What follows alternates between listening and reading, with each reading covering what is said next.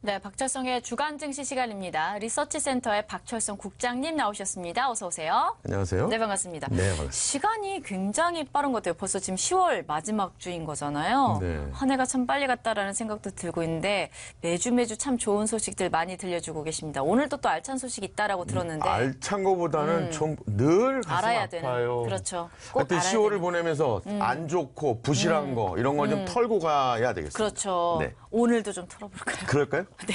자, 네. 이 부실 기업 바이오빌의 새로운 최대 주주가 네. 다세대 주택에 본점을 둔 페이퍼 컴퍼니로 바뀔 전망입니다. 네. 지금 바이오빌 주가는 비정상적으로 폭등했고 그 후 급락을 했습니다.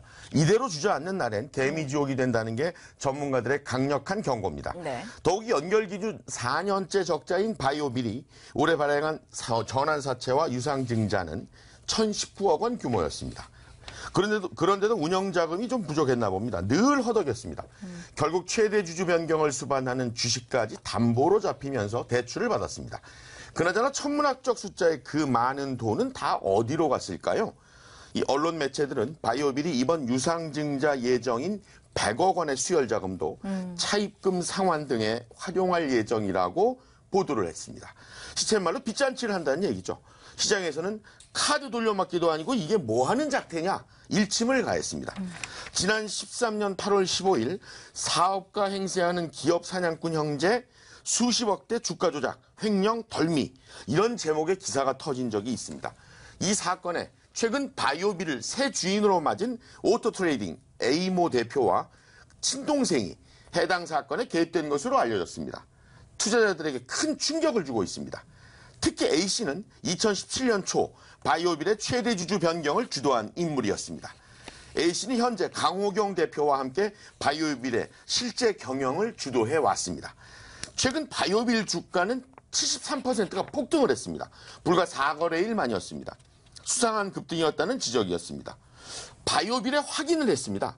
이 관계자에게 바이오빌 주가가 비정상적으로 폭등했는데 그 배경이 뭐냐고 물어봤습니다.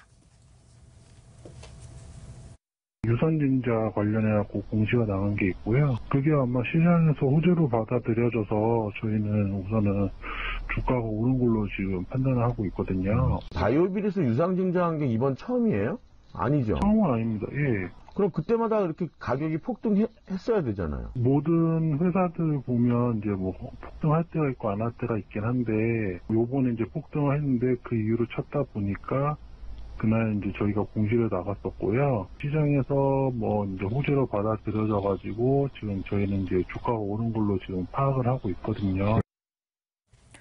최대 주주 소식에 급등했었던 이 바이오빌이 최근에 다시 한번 하락하는 모습이 나타나고 있는 것 같은데 그렇습니다. 어떠한 양상인지 좀 지켜봐 주시죠. 네. 급등했다가 푹 꺼지고 있는데요. 네네. 그렇게 고공행진을 하던 바이오빌 그래프가 지난 23일과 부터 26일 사이 고개를 훅 떨었죠. 네. 19일 고점 기준으로 2%가 급락했습니다.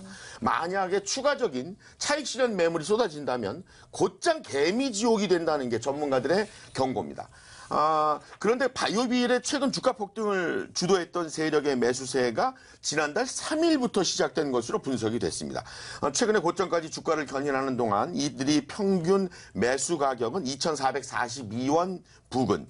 특히 이들 세력이 지난 9월 19일부터 10월 18일까지 개인 창구를 통해서 강한 순매수를 일으켰는데요. 이 기간 평균 매수 가격은 2,440원 부근이라는 분석 보고입니다. 하지만 중요한 것은 아직 세력에 미차익 실현 매물이 남아있다는 겁니다. 따라서 이 설령 고점에 물렸더라도 반등 타이밍을 제대로 포착한다면 얼마든지 탈출이 가능하다고 전문가들은 조언하고 있습니다. 또 앞서 지적처럼 부실기업 바이오빌이 계속해서 시비를 발행하고 유상증자를 해왔다고 말씀을 드렸는데요. 시쳇말로 돈을 찍고 또 찍어냈다는 얘기입니다. 또한 바이오빌에 메자닌 증권을 보유한 투자자들이 잇따라 전환권을 행사하고 있습니다. 메자닌은 건물 1층과 2층 사이에 있는 라운지 공간을 의미합니다. 즉 이탈리아로 전환사채와 신주 인수권 부사채에 투자하는 것을 말하는데요. 이 바이오빌의 경우 올해 들어서만 총 발행 주식 수의 약 35%, 1,135만 주의 신주가 발행이 됐습니다. 이 CB 차입금이 700억 원 넘게 남아있는 만큼 전환권 행사는 앞으로도 계속될 전망입니다. 마치 줄줄이 사탕처럼 꼬리를 무는 전환권 행사 때문에 주주들은 불안해하고 있는데요. 이 부분도 바이오빌에 직접 확인했습니다. 전환권 행사에 주주들이 불안해하는데 뭐 나름의 대책이 있느냐고 질문을 던졌죠. 저희가 이걸 전환을 해야 되는 사항이지 조기 상환을 해야 되는 상환을 해야 되는 사항은 아니거든요. 그래서 지금 저희들로서는 상환보다는 전환을 위해서 계속 움직인 거였고요. 아니, 유동성 자금을 보시면 아시겠지만은 저희가 전환사채가 지금 한 800억 가까이 지금 발행이 돼 있어요. 그게 다 상환을 할 수 있는 사항은 아니잖아요. 아무리 유동성 자금이 뛰어나더라도. 지난 19일 그 바이오빌은 한류뱅크 주식회사를 대상으로 100억 원 규모의 제3자 배정 유상증자를 결정했다고 공시했습니다.